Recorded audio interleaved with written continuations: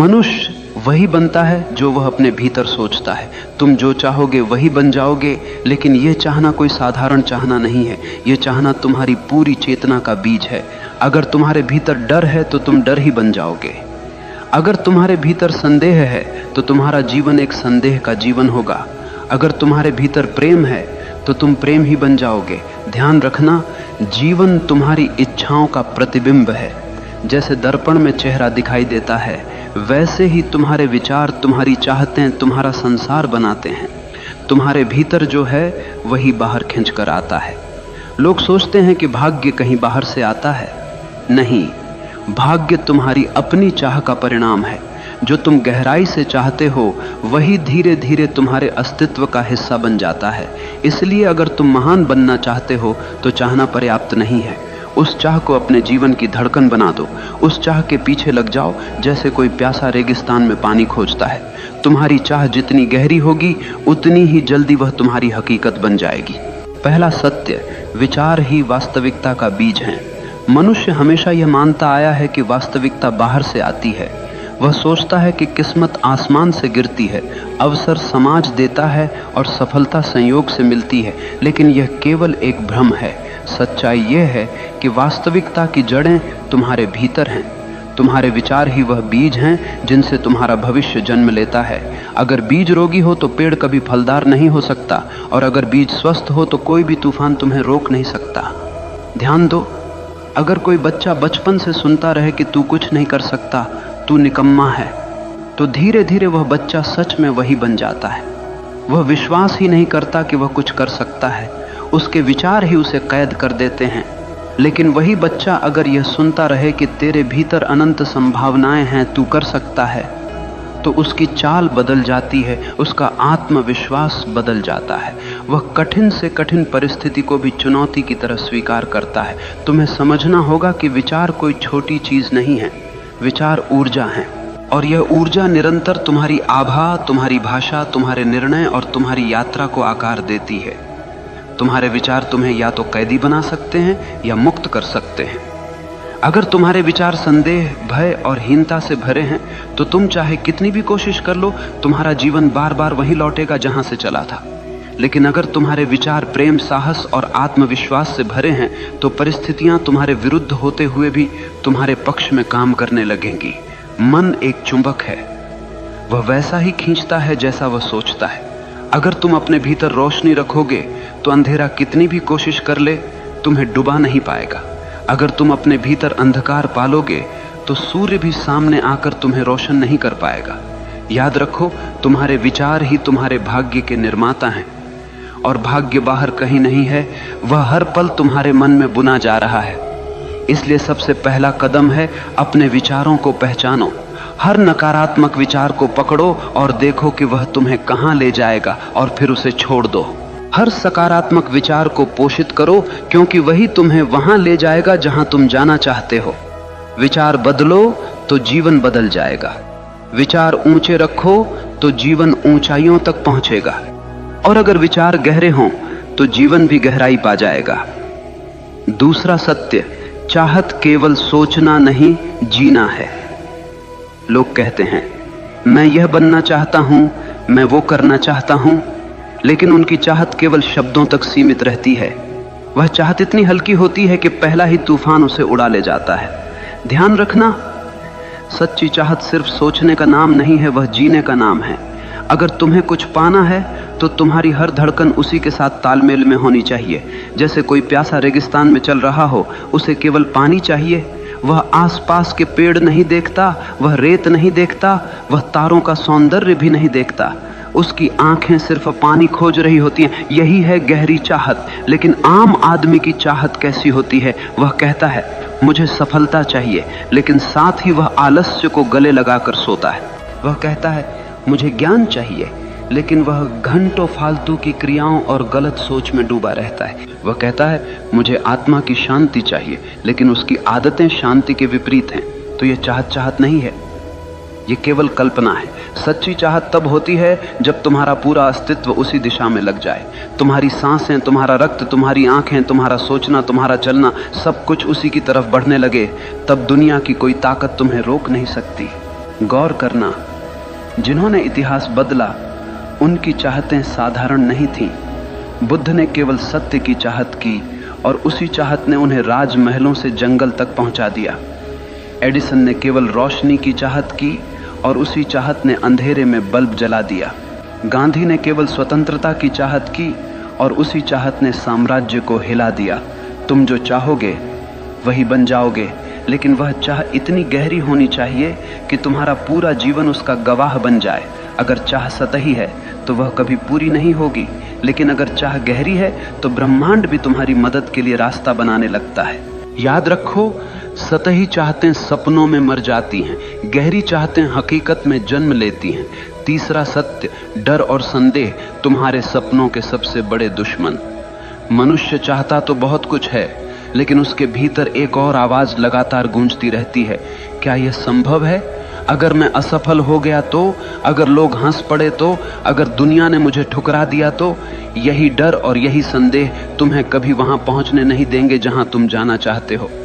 याद रखना, डर और संदेह वही जहर हैं जो चाहत की जड़ों को धीरे धीरे सुखा देते हैं। देखो, तुम्हारे भीतर दो आवाजें हमेशा चलती रहती हैं। एक कहती है हाँ मैं कर सकता हूं, दूसरी कहती है नहीं यह मेरे बस की बात नहीं है। और तुम वही बन जाते हो जिसे तुम सुनते हो। अगर तुम डर की आवाज सुनोगे तो जीवन एक जेल बन जाएगा। तुम अपने सपनों के दरवाजे खोल ही नहीं पाओगे। तुम कोशिश करने से पहले ही हार मान लोगे। डर तुम्हें यकीन दिलाएगा कि सुरक्षित रहना ही समझदारी है, लेकिन ध्यान रखना, सुरक्षित रहने वाले लोग कभी महान नहीं बनते, वे केवल भीड़ में गुम हो जाते हैं। और अगर तुम साहस की आवाज सुनोगे तो दुनिया कहेगी पागल है, लेकिन वही पागलपन तुम्हें ऊंचाइयों पर ले जाएगा। हर महान इंसान को कभी न कभी पागल कहा गया है, क्योंकि उसने डर को नकार दिया और संदेह को त्याग दिया। ध्यान से समझना, डर असली नहीं होता, वह केवल एक कल्पना है। तुम सोचते हो कि भविष्य में कुछ गलत होगा, लेकिन भविष्य अभी आया ही कहां है। तुम डर को अपनी सोच से पैदा करते हो और फिर उसी डर में जीते हो। इसलिए अगर तुम सच में वही बनना चाहते हो जो तुम चाहते हो, तो सबसे पहले अपने डर को पहचानो, उसे चुनौती दो। हर बार जब डर कहे तू नहीं कर सकता, तुम्हारा उत्तर होना चाहिए मैं करके दिखाऊंगा। और धीरे धीरे डर कमजोर हो जाएगा, साहस मजबूत हो जाएगा। याद रखना, डर तुम्हें कैद करता है, साहस तुम्हें मुक्त करता है। जो इंसान अपने डर से ऊपर उठ गया, वह चाहे कुछ भी चाह ले पूरा करके रहेगा, क्योंकि अब उसके रास्ते में कोई रुकावट नहीं है। चौथा सत्य, परिस्थितियां तुम्हें नहीं गढ़ती, तुम्हारा दृष्टिकोण गढ़ता है। लोग हमेशा शिकायत करते रहते हैं, मेरी हालत खराब है, मेरी परिस्थितियां कठिन हैं, मेरा परिवार मेरा साथ नहीं देता, समाज मुझे रोकता है। लेकिन ध्यान से सुनो, परिस्थितियां कभी किसी को महान नहीं बनाती और न ही किसी को छोटा करती हैं। महान वही बनता है जो कठिन परिस्थितियों को सीढ़ी बना लेता है, और छोटा वही रह जाता है जो परिस्थितियों को बहाना बना लेता है। जीवन में तूफान आएंगे, कभी गरीबी का तूफान, कभी असफलता का, कभी अकेलेपन का। लेकिन असली प्रश्न यह नहीं है कि तूफान कितना बड़ा है, असली प्रश्न यह है कि तुम उसे देखने का दृष्टिकोण क्या रखते हो। एक ही परिस्थिति में दो इंसान होते हैं, एक टूट जाता है, हार मान लेता है, दूसरा उसी परिस्थिति में और भी मजबूत हो जाता है। फर्क केवल दृष्टिकोण का होता है। अगर तुम्हारा दृष्टिकोण यह है कि हर मुश्किल मुझे कुछ सिखाने आई है, तो वह मुश्किल तुम्हारा शिक्षक बन जाएगी। लेकिन अगर तुम्हारा दृष्टिकोण यह है कि मुश्किलें मुझे तोड़ने आई हैं, तो वह मुश्किल सच में तुम्हें तोड़ देगी। याद रखना, जीवन कभी तुम्हारे हिसाब से नहीं चलेगा, लेकिन तुम्हारे पास एक आजादी हमेशा है। कैसे प्रतिक्रिया देनी है यह तुम पर निर्भर करता है। बुद्ध ने कहा था, दुख तुम्हारे पास आता है, लेकिन दुख को पकड़ कर रखना तुम्हारा चुनाव है। तुम्हें यह समझना होगा कि तुम्हारे सपनों को रोकने वाली सबसे बड़ी दीवार बाहर की दुनिया नहीं है, बल्कि तुम्हारे अंदर का नकारात्मक दृष्टिकोण है। अगर तुम चाहो तो हर परिस्थिति को अवसर में बदल सकते हो, ठीक वैसे ही जैसे सीप में रेत का छोटा सा कण मोती बन जाता है। वही रेत अगर बाहर पड़ी रहती तो कोई मूल्य न होता, लेकिन सीप ने उसे मोती बना दिया, क्योंकि उसने उसे स्वीकारा और रूपांतरित किया। तुम्हारा जीवन भी वैसा ही है। परिस्थितियां रेत के दाने हैं, अगर तुम उन्हें सही दृष्टिकोण से पकड़ोगे तो वही मोती बन जाएंगी। इसीलिए अगर तुम जो चाहो वो बनना चाहते हो तो सबसे पहले अपने दृष्टिकोण को बदलो। परिस्थितियां चाहे जैसी हों, तुम्हारी नजर उन्हें या तो बोझ बना सकती है या वरदान। 5वां सत्य, अनुशासन चाहत को हकीकत में बदलने का सेतु। देखो, चाहत रखना आसान है, हर आदमी चाहता है। कोई अमीर बनना चाहता है, कोई सफल, कोई शांत, कोई महान, लेकिन चाहत अकेली कुछ नहीं कर सकती। चाहत को हकीकत तक पहुंचाने के लिए एक पुल चाहिए, और उस पुल का नाम है अनुशासन, डिसिप्लिन। बिना अनुशासन के चाहत वैसी ही है जैसे बिना ईंधन की कार खड़ी रहेगी, कहीं नहीं जाएगी। सोचो, अगर तुम यह चाहते हो कि तुम्हारा शरीर स्वस्थ हो तो केवल सोचने से कुछ नहीं होगा। तुम्हें रोज व्यायाम करना होगा, सही भोजन करना होगा, आलस्य छोड़ना होगा। यही अनुशासन है। अगर तुम यह चाहते हो कि तुम्हारा जीवन ज्ञान से भरा हो तो केवल यह चाहना कि काश मैं बुद्धिमान बनूं बेकार है। तुम्हें किताबें पढ़नी होंगी, ध्यान करना होगा, अपने भीतर प्रश्नों को गहराई से देखना होगा। यही अनुशासन है। याद रखना, चाहत बीज है और अनुशासन उसका पानी। बीज कितना भी महान क्यों न हो, अगर उसे पानी न मिले तो वह सूख जाएगा। ठीक वैसे ही तुम्हारी चाहतें बिना अनुशासन के मर जाती हैं। आज दुनिया में लाखों लोग सपने देखते हैं, लेकिन केवल वही लोग सफल होते हैं जिनके पास अनुशासन है, क्योंकि सपनों को हकीकत तक पहुंचाने का काम केवल अनुशासन ही करता है। और अनुशासन कोई कैद नहीं है, अनुशासन तो आज़ादी है। आज़ादी इस बात की कि तुम अपने ही आलस्य, अपनी ही कमजोरियों और अपने ही डर से मुक्त हो जाओ। देखो, एक नदी जब तक बह रही है वह जीवन देती है, लेकिन वही नदी अगर बिखर जाए, फैल जाए तो केवल कीचड़ बन जाती है।